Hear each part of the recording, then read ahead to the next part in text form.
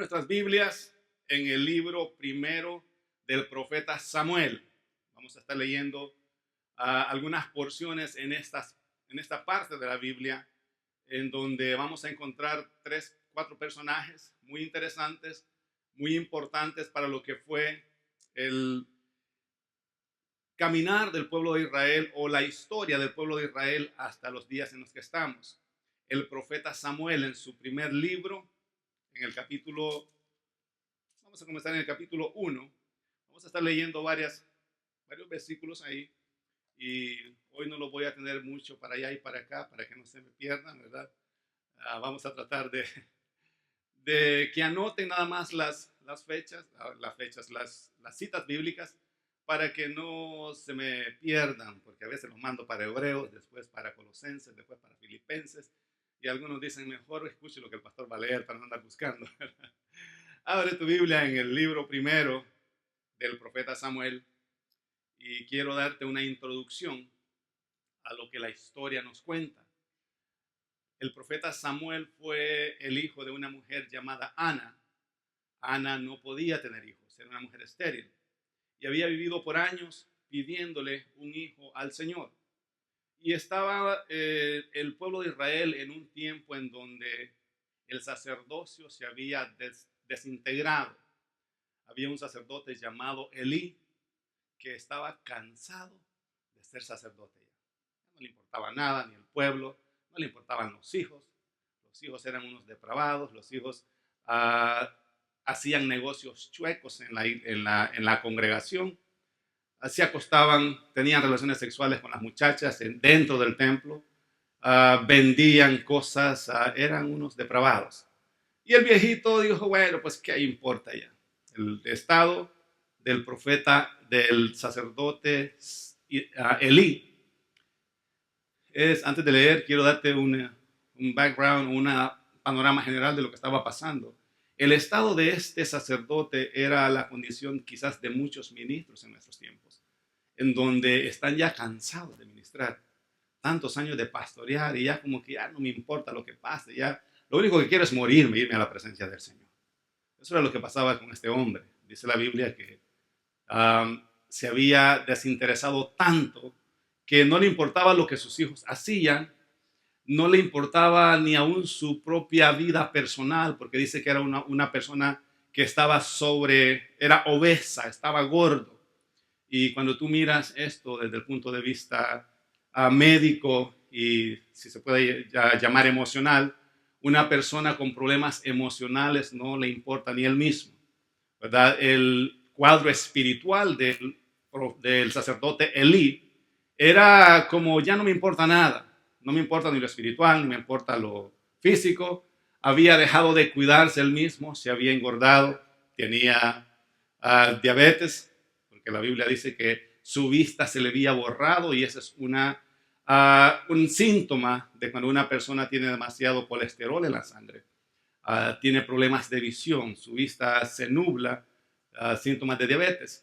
Entonces, antes de comenzar, yo les voy a pedir que ustedes se cuiden físicamente. Hagamos ejercicios, no comamos cosas que no nos convienen, no comamos tanta grasa. Yo sé que los tacos son ricos, y cuanta más grasa tienen, más bendecidos nos sentimos. Pero Dios nos quiere saludables. Tenemos mucho trabajo que hacer. Y yo no quiero que ustedes me dejen solo con este trabajo que Dios me ha encomendado. Así es que por favor cuídense, no coman a la 1 de la mañana todo ese montón de cosas grasosas. No hagan desarreglos en sus cuerpos físicos. Cuidémonos. Si vamos a comenzar hablando de algo serio en esta mañana, es eso. El Señor puso en mi corazón compartir eso con ustedes. Físicamente tenemos que cuidarnos. Hace años tuvimos un catedrático cuando estudiábamos en la universidad, y dijo algo que ofendió a muchos de los estudiantes que estaban ahí. Yo dije, bueno, esta es una revelación o un chiste, no sé, pero tiene mucho sentido lo que dijo. Dijo, los cristianos piensan que el borracho se tomó 6 cervezas y se está haciendo daño al cuerpo, y lo juzgan y dicen, qué borracho, el hígado se le va a arruinar. Pero ellos se van al buffet chino y no saben que salen más dañados ellos que aquel que se tomó un 6 de cerveza. Por toda la grasa que comieron. Se comen una plata de camarones, bueno, dijo, salen llenos de grosura, dándole gloria a Dios. Dicen, no saben que se están haciendo más daño ellos que aquel que se tomó un 6 de cerveza. No te estoy mandando a tomar. Te estoy diciendo lo que dijo. Y muchos religiosos que estaban ahí se pusieron bravísimos. Porque si lo miras desde el punto médico, es una gran realidad. Entonces cuidémonos. Dice, nos quitaron la bebida, pero no nos quitaron la comedera. Entonces igual, y estaba hablando de todo lo que tiene que ver con lo que Dios les prohibió que no comieran al pueblo de Israel, porque Dios quería a su pueblo que estuviera saludable. Entonces dice, muchas veces no miramos eso como una voz de Dios. Pensamos que, bueno, Dios me sana igual, voy a comer lo que sea. Entonces, hagamos un espacio para pensar en todas estas cosas, en cómo cuidarnos, en cómo proteger nuestra salud para evitar complicaciones. ¿Estamos listos? ¿Ya llegaron? Ya rato están listos, ¿verdad? Dice el versículo 21 del capítulo 1 del libro primero del profeta Samuel. Capítulo 1, versículo 21. Después subió el varón al Caná con toda su familia para ofrecer a Jehová el sacrificio acostumbrado y su voto. Pero Ana no subió, sino dijo a su marido, yo no subiré hasta que el niño sea destetado, para que lo lleve y sea presentado delante de Jehová y se quede allá para siempre. Y Elcaná, su marido, le respondió, haz lo que bien te parezca. Quédate hasta que lo destetes, solamente que cumpla Jehová su palabra. Y se quedó la mujer y crió a su hijo hasta que lo destetó. Después de que lo hubo destetado, lo llevó consigo con 3 becerros, un efa de harina y una vasija de vino. Y lo trajo a la casa de Jehová en Silo, y el niño era pequeño. Y matando el becerro, trajeron al niño a Elí.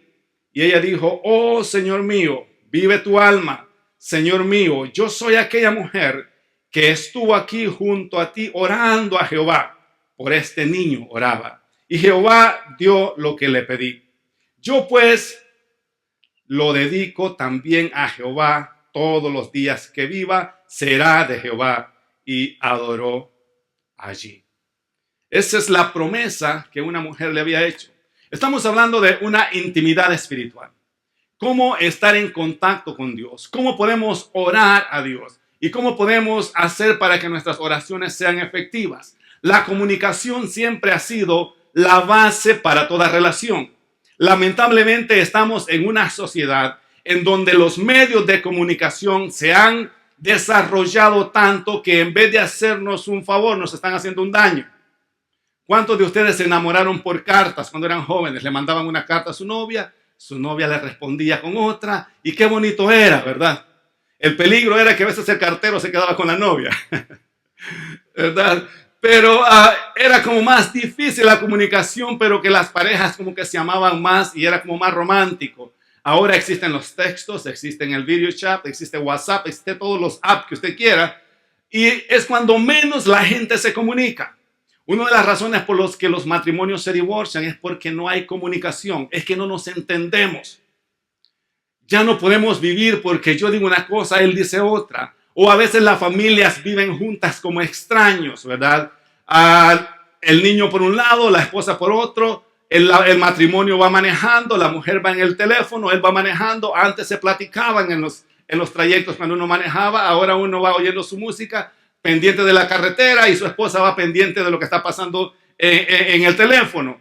A veces los esposos están acostados, cada quien con su teléfono, nadie habla, simplemente hasta que le da sueño cada quien por su lado, ¿verdad?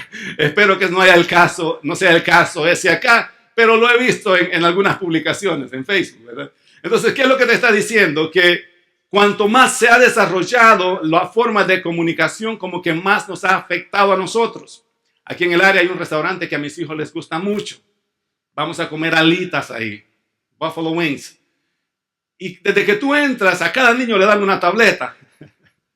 Y los niños felices, ¿verdad? Tú puedes pasar ahí 5 horas comiendo, platicando y los niños no te molestan para nada. Entonces a ellos les alegra cada vez que vamos ahí porque ellos saben que van a pasar un tiempo en su tableta, comen y te dejan platicar y te dejan estar tranquilos. Entonces, ¿qué es lo que de lo que estamos hablando? Que a veces la comunicación o el desarrollo de la comunicación nos ha afectado, que ya no nos comunicamos correctamente, sino que estamos distraídos por lo que está pasando o nos estamos comunicando con personas a las que no tenemos presentes.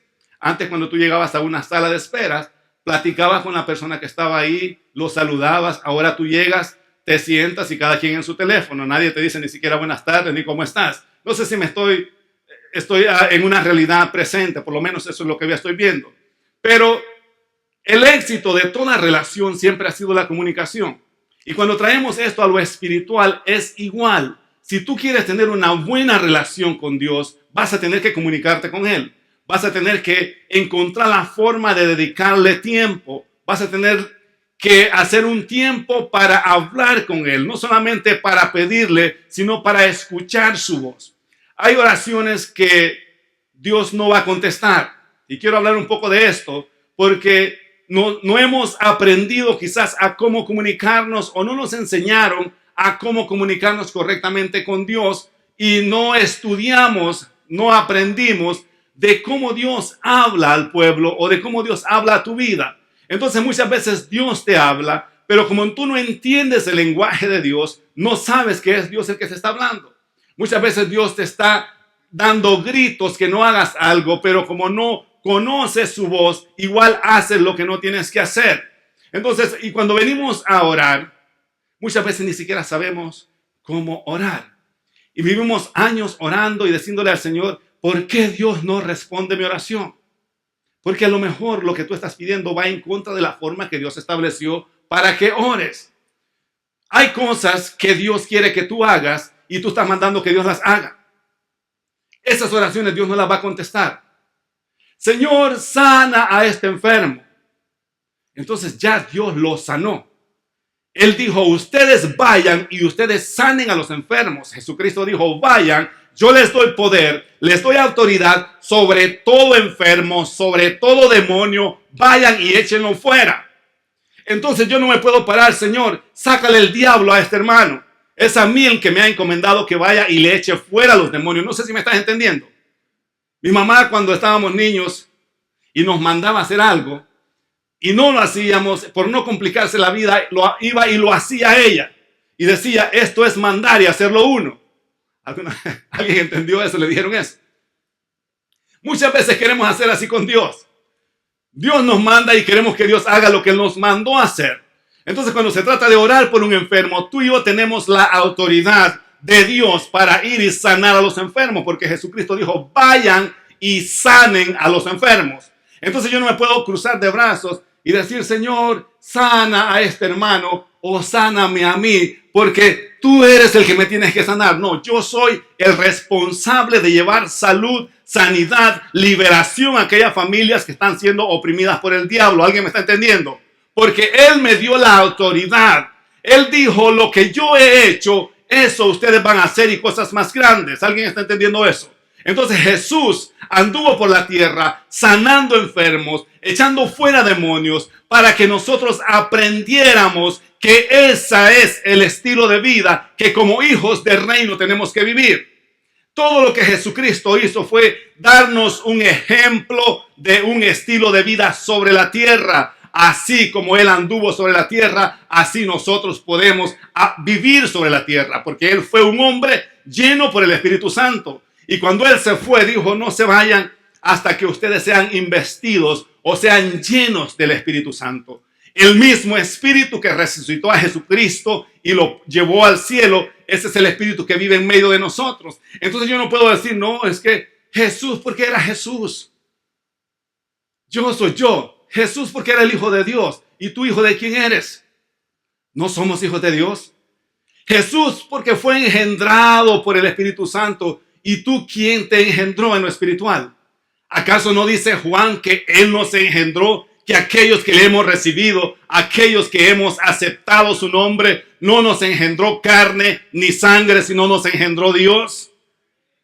De manera que el Espíritu que estaba en Jesucristo habita dentro de nosotros para poder hacer las cosas que Jesucristo hizo, nosotros también las podemos hacer. Es más, dijo Jesús, cosas mayores ustedes van a hacer. ¿Cuánto le dan un aplauso al Señor para que se despierte que está durmiendo? Entonces, cuando se trata de orar, a veces vivimos orando por cosas que Dios no va a hacer porque Él ya las hizo. Nos corresponde a nosotros hacerlas. Señor, bendice a fulano, bendice al pastor. No, bendíceme tú, ¿verdad? Ven y dame una bendición que me alegre.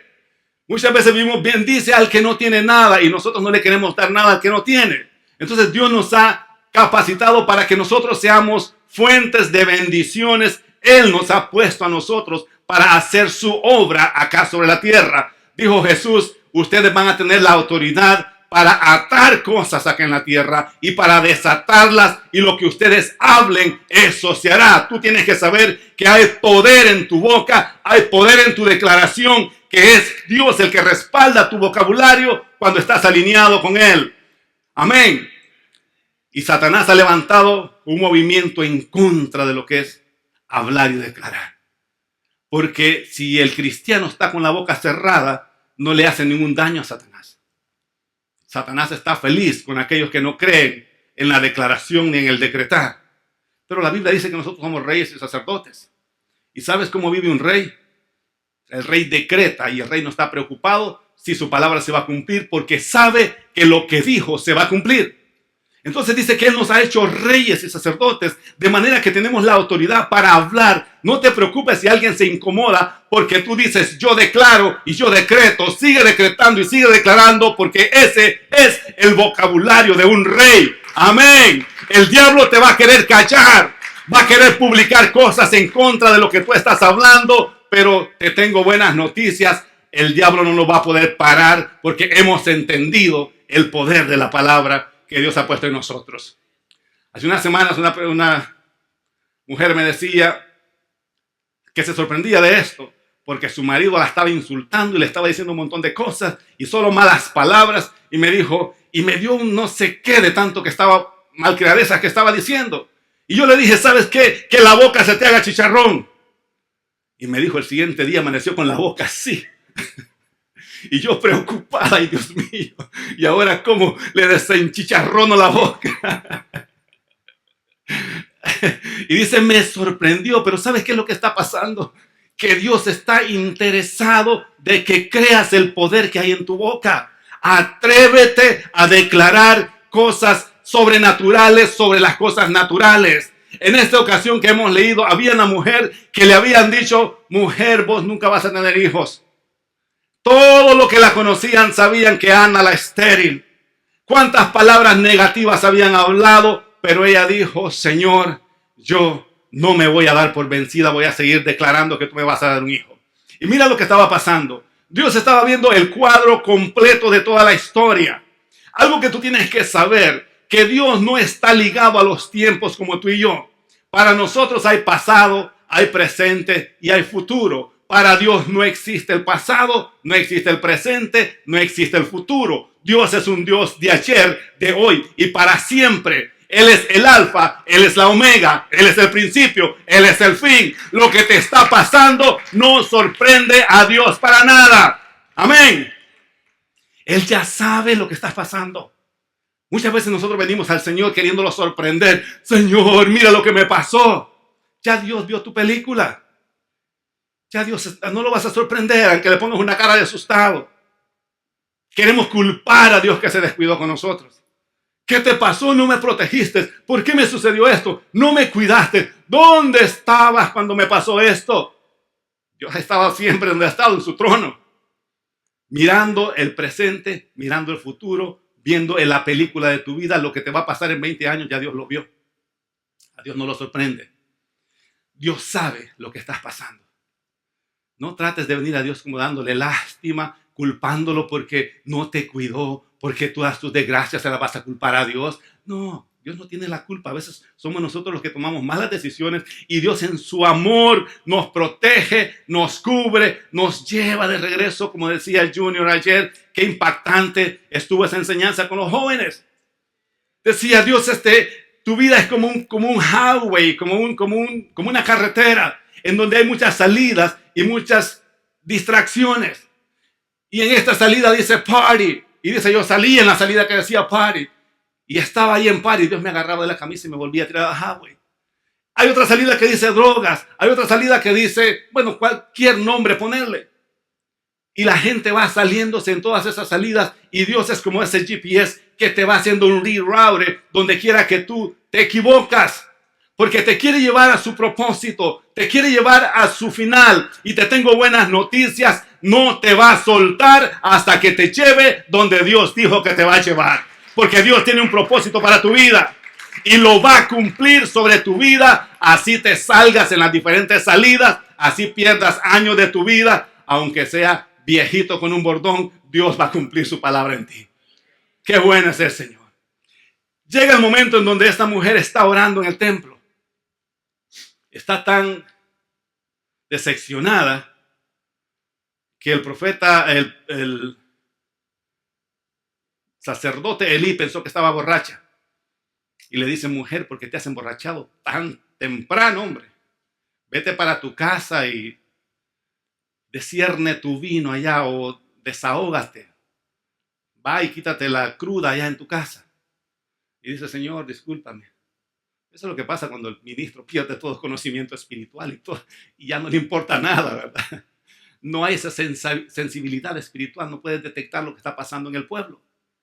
Le dijo, Señor, discúlpeme, pero no le quiero contradecir, no es que esté borracha, es que mi alma está amargada porque estoy pidiéndole un hijo al Señor.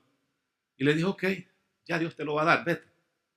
Y no sé si el Señor, el viejito, tuvo sentido de lo que dijo, pero la mujer creyó la palabra de Dios a través del sacerdote. Y se fue contenta, dijo, Dios dijo que ya me dio un hijo. Porque Dios estaba mirando la película completa.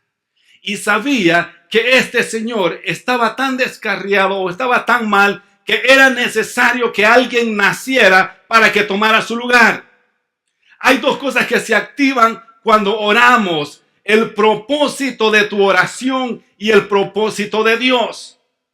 Dios estaba buscando a alguien que naciera para que llevara a cabo el trabajo que estaba en decadencia. La mujer estaba orando, pero no se había puesto clara con Dios. Llegó un momento en donde le dice, ok, Dios, te tengo un trato. Si tú me das un hijo, yo te prometo que te lo voy a entregar a ti. Cuando la mujer hace ese pacto con Dios, entonces se alinea al propósito de Dios. Y Dios dice, eso era lo que estaba esperando. Porque yo necesito alguien que nazca y que tome control de lo que se está descomponiendo en mi pueblo. Y cuando ella hace ese pacto, se alinea al propósito de Dios y Dios le da lo que ella estaba pidiendo. Cuando tu oración está alineada al propósito de Dios, entonces Dios responde tu oración. Dios no responde oraciones que están en desacuerdo con su palabra o con su propósito. Señor, dame $20,000 porque quiero conquistarme 2 muchachas bonitas e irme de vacaciones. Te los vas a tener que ir a robar, pero Dios no te los va a dar.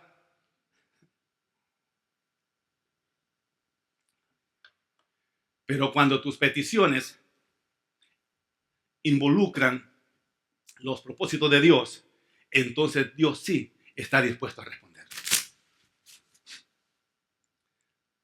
Nace el niño y llega el momento donde la mujer tiene que entregarlo para cumplir su promesa.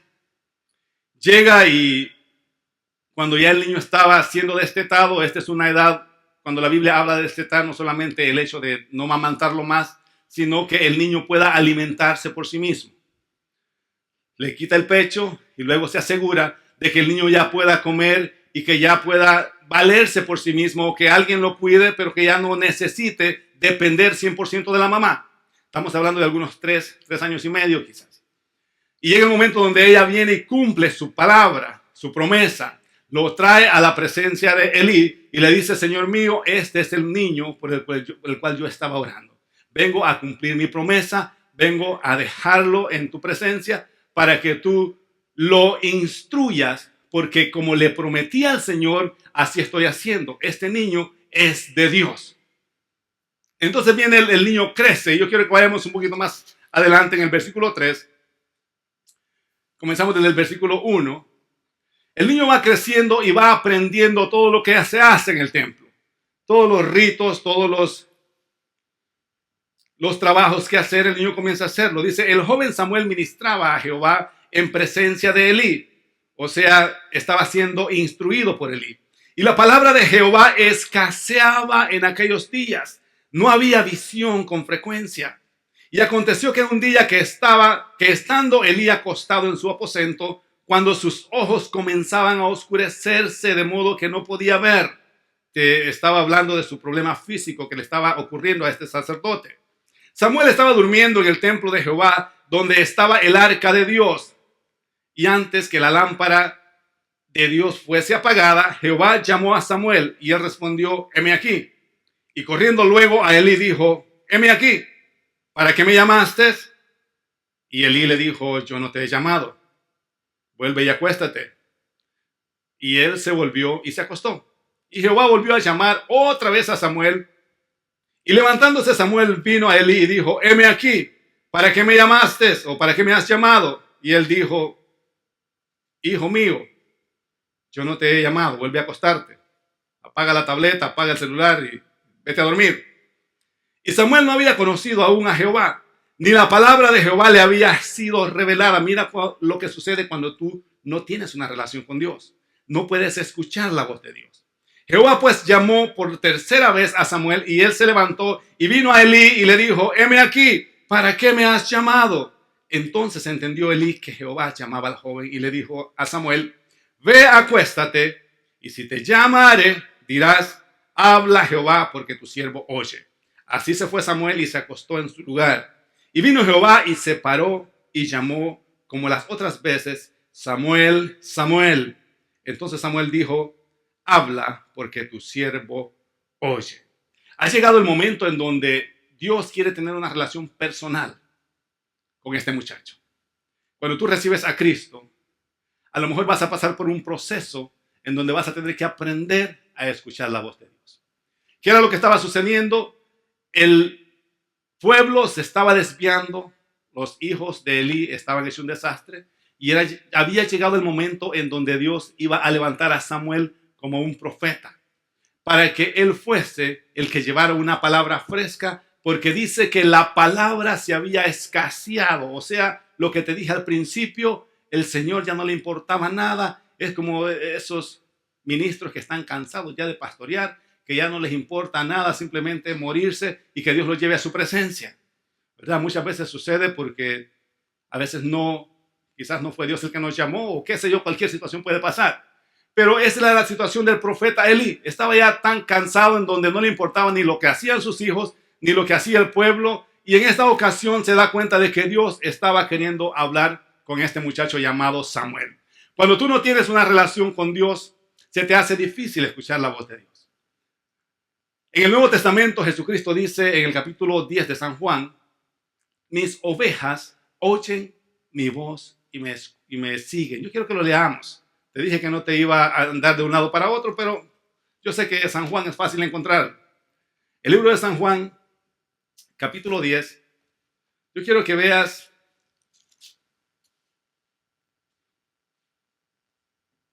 algo bien interesante. Comienza Jesús diciéndoles estas cosas. De cierto os digo, el que no entra por la puerta en el redil de las ovejas, sino que sube por otra parte, ese es ladrón y salteador. Mas el que entra por la puerta, el pastor de las ovejas es. A este abre el portero y las ovejas oyen su voz. Y sus ovejas llama por nombre y las saca. Y cuando las ha sacado fuera todas las propias, va delante de ellas y las ovejas le siguen porque conocen su voz. Qué lindo es el Señor. Hace unos días miraba una publicación, a lo mejor tú la has visto en Facebook, en donde están unas ovejitas, un rebaño de ovejas, y están haciendo una prueba que si esto es verdad. Y vienen 3 personas y se paran a gritarle a las ovejas, las ovejas siguen comiendo como que nada les pasó. Y viene otra y con otra voz, Las ovejas ni siquiera levantan su cara. Luego viene el pastor y dice, ¡cararara! ¡Me! Y comienzan todas y salen corriendo. Tienen que buscarlo, está en Facebook. Salen corriendo detrás del pastor y el pastor sale para allá y va el montón de ovejas. Y yo me recordaba de este pasaje y decía, si así fuéramos los cristianos. Pero muchas veces el diablo te dice, bla, bla, bla, bla, y tú vas detrás para ver qué el diablo quiere. Cuando el diablo te diga cosas, ni siquiera levantes la cabeza, tú eres una oveja del Señor. Tienes que estar seguro de que Satanás va a querer distraerte, va a querer hablarte, va a querer ponerte cosas para que le escuches, pero cierra tus oídos, sigue comiendo, sigue alimentándote, que cuando el pastor te hable, cuando Dios te hable, entonces vas a poder escuchar con claridad su voz. Eso depende cuando tú tienes una relación personal con Dios. En este momento el muchacho no sabía distinguir si era la voz de Elí o era la voz de Dios. Se levanta y le dice, Señor, ¿por qué me llamaste? Me imagino que la voz era un poco rara, pero aquí el único que está es el sacerdote Elí. Y es la primera vez que Samuel se da cuenta de que Dios sí habla de una manera personal.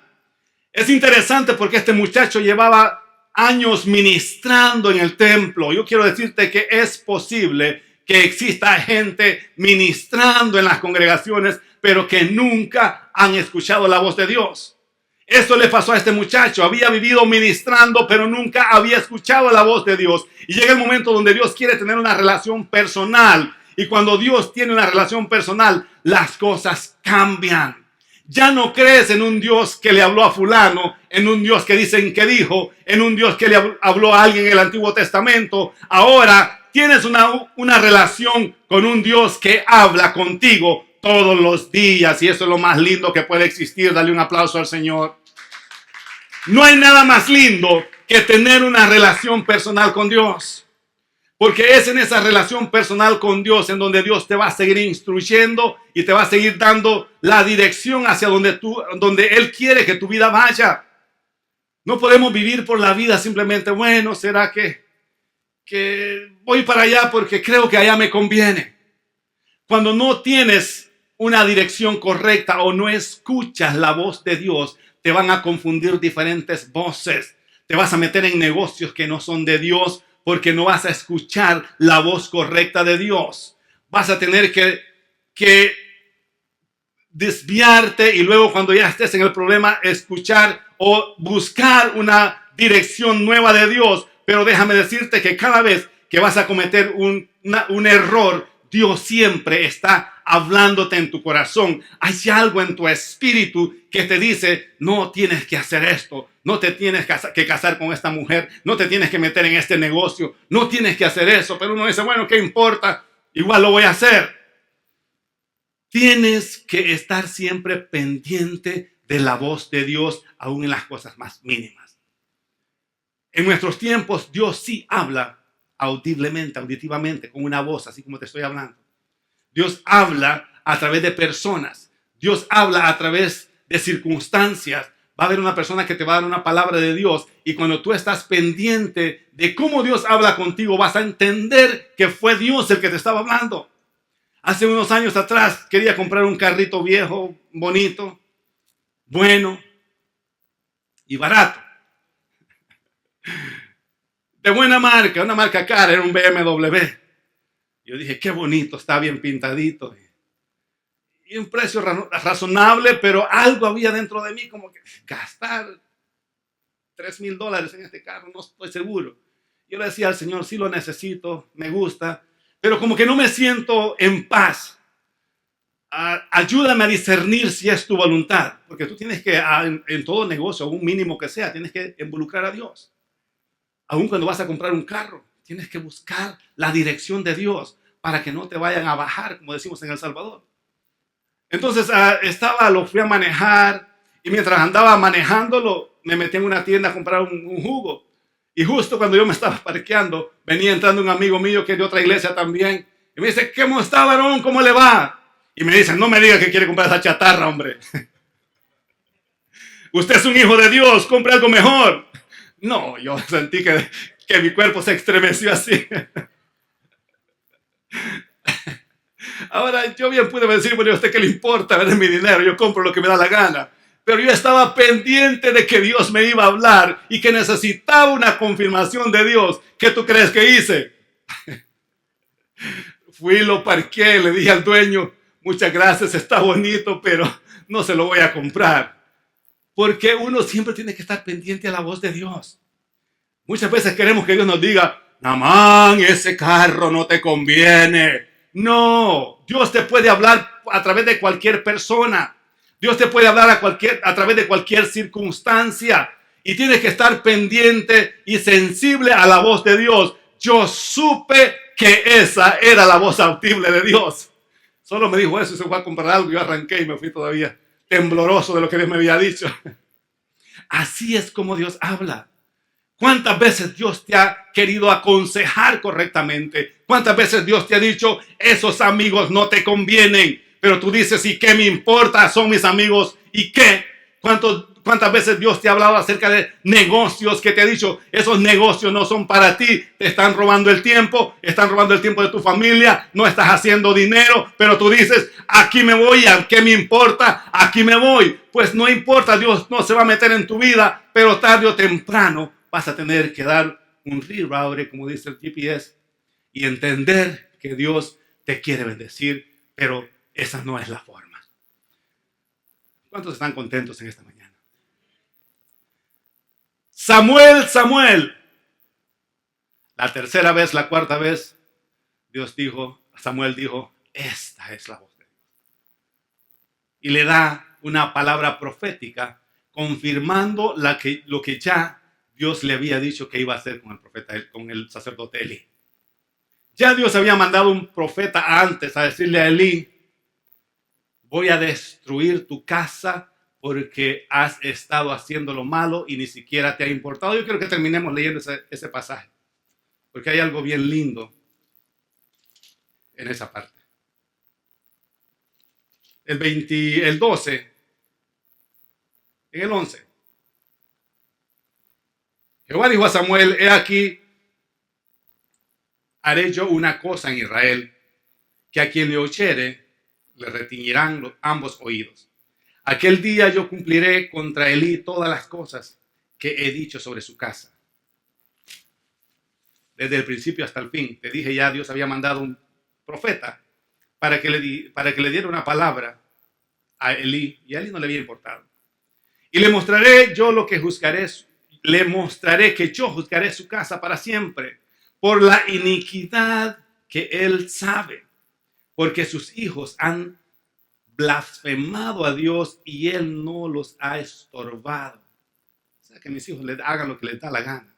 Por tanto, yo he jurado a la casa de Elí que la iniquidad de la casa de Elí no será expiada jamás, ni con sacrificios, ni con ofrendas. Mira lo interesante. Los sacrificios y las ofrendas eran lo que los hijos de Israel tenían que hacer para que todas sus iniquidades y todos sus pecados fuesen perdonados. Esa era la forma de reconciliarse con Dios. No importa lo que el sacerdote hiciera, no importa lo que el pueblo hiciera, cuando se hacía una ofrenda o se presentaba un sacrificio, eso era lo que reconciliaba al pueblo con Dios. La pregunta es, ¿por qué en este caso Dios hace una excepción? Y le dice, no importa lo que sacrifiquen, no importa lo que ofrenden, este pecado no lo va a cubrir ninguna expiación. ¡Wow! ¿Cómo traemos eso a la gracia? ¿Cómo lo aplicamos en nuestra vida?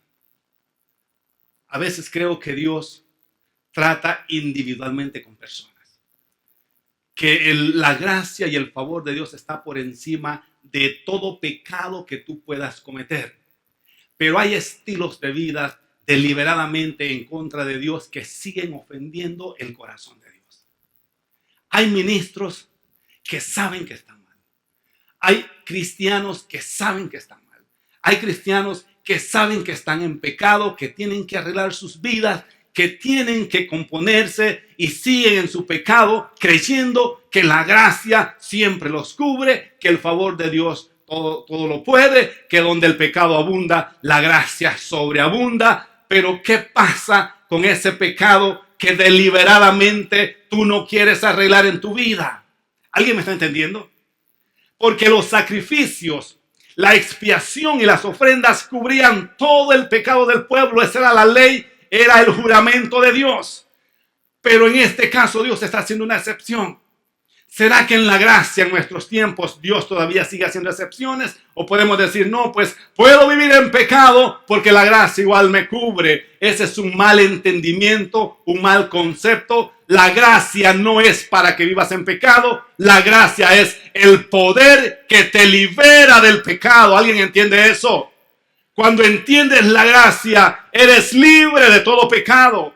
Por eso es que es interesante que conozcamos y entendamos qué es la gracia. La gracia es el poder para yo vivir libre de toda esclavitud, libre de todo vicio, libre de todo pecado, porque hay alguien que me liberó y ahora soy yo libre de hacer lo que yo quiera. Alguien le da un aplauso al Señor por eso.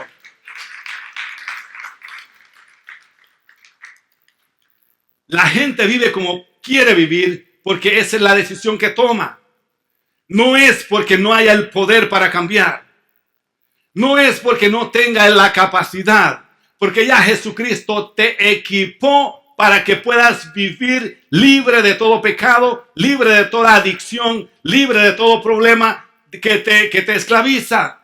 Lo único que tienes que hacer es recibir a Jesucristo y entender que Él quiere que vivas diferente. Esa es la gracia. No necesitas a nadie, no necesitas esto ni aquello. Tantos programas que hay que te ayudan, pero los programas te ayudan de una forma lógica, de una forma literal, de una forma física.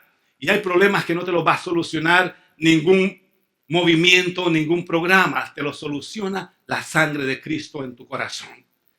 Para eso necesitas escuchar la voz de Dios. Para eso necesitas tener una comunión, una relación personal. Necesitas una intimidad con Dios. Necesitas dedicarle tiempo al Señor, orar, estudiar su palabra. Necesitas congregarte con aquellos que te van a ayudar a que tu cambio sea permanente o tu transformación sea permanente. Si vives en el mismo estilo de vida, si vives involucrándote con los mismos amigos, haciendo las mismas cosas, no vas a poder salir de ese estilo de vida. Necesitas salir de ahí, congregarte con aquellos que están siendo restaurados y entender que la gracia es el poder que Dios ha dejado para que te transforme el 100%. ¿Alguien entiende eso? Dale un aplauso al Señor y ponte de pie en esta mañana, porque yo creo que Dios sí quiere tener una relación personal con cada uno de nosotros. Y es en esa intimidad, en esa relación personal, en donde Él va a descubrir sus secretos para tu vida.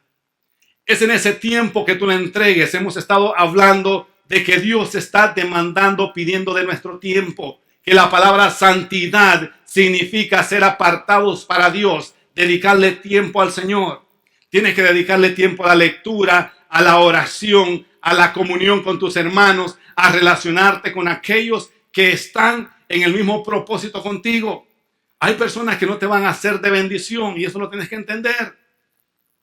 Para que tu vida sea transformada es un equipo de ayuda, no solamente la oración, el ayuno, también la congregación y con la gente que te relacionas tiene mucho que ver en lo que es la transformación de tu vida.